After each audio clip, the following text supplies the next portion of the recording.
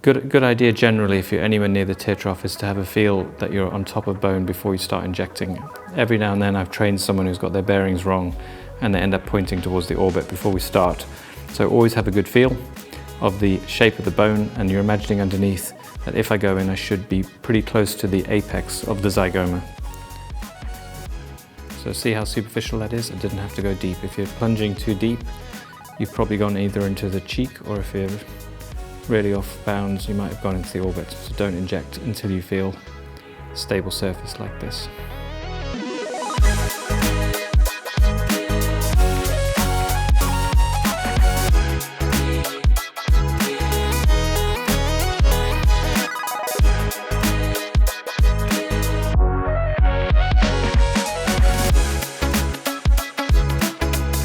So we're now going to do a little bit of cannula work in the tear trough. I like using cannula when the volume is very low. I don't need to put a lot in here, it's not a deep groove. I just want to elevate this tissue just a little bit. And I want to decrease the chance of bruising because we have a little bruise here already. So we'll do a pilot hole that's angled up so I can reach here. So I'm always thinking, where will I want to be the whole time, because that dictates my entry point, which it should be on this line here. I also want to be superior to the zygomatic ligament is probably over here. So I want to be superior to that. I'm going to slide in underneath the orbicularis oculi into the Trough and gently fill it just into the hypodermic fat. Quite rough entries with cannula. If you just take your time and feel with the tip like this, you can slide in. And once you're in the hypodermic fat, then you just find the easy path, which is usually there. Remembering the angle that I made the initial hole. There we go, now I'm in. Now I can edge up, patiently finding my way. No need to push too hard, somehow always find a way. There we go. I'm now into the Trough. I can feel that the cannula tip, I can see by the movement that it's now into the place where I want to be. I'm using movement as the main guide. The ripple in the skin is a great guide where the tip of the cannula is. And I've gone all the way up to the top there.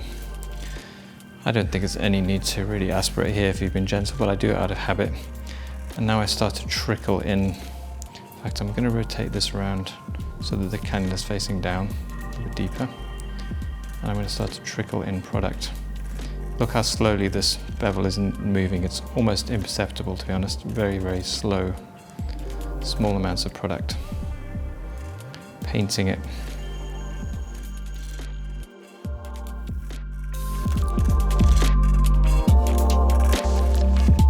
I remembered from the consultation what she said about a little shadow here. And I can actually do this through the same entry point. I just have to cross over and head towards the mid-cheek. And I don't think this will completely get rid of it, but it will help. There is a muscle insertion here that's pulling on this area when you smile. This should soften it slightly. You need a product that's very forgiving in this area. Really only two I would consider: Trough, Redensity 2 and Volbella. So recap on the entry point. I'm aiming for the Trough, just inferior to the orbit. My entry point is dictated by that and where I suspect the bulk of orbicularis oculi is. So I will enter about here. Don't need to make a track all the way into the tear trough, just need to get into the hypodermis. That's as deep as you need to go.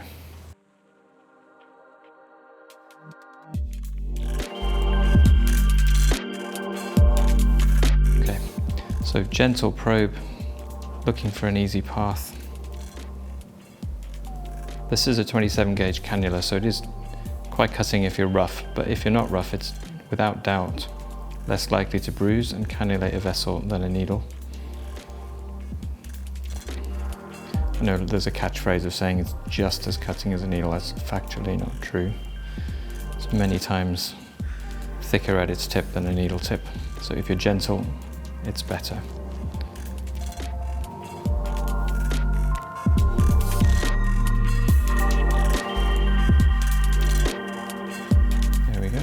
Patience has paid off once again, slid into the right spot. I can see the tip of the cannula now.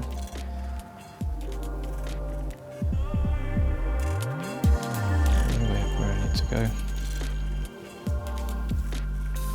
And then we can start painting. painting the product on very small amounts at a time. I can't really see the plunger moving, but I can see the filler itself appearing. And that's what I'm using as a guide to how much I'm putting in. I'm not actually watching the plunger at all, but I'm putting about the lowest amount of force possible that I can control. Very, very low pressure injection. I find it quite useful with tear trough to use the broad base of my thumb to just do a little bit of shaping massage. And then the Q-tip's very useful for more precise adjustments. There's a little flat spot that's caught my attention just there, and maybe a little bit there, so I'm just going to, this would be better with a needle on bone, so we'll make another little adjustment.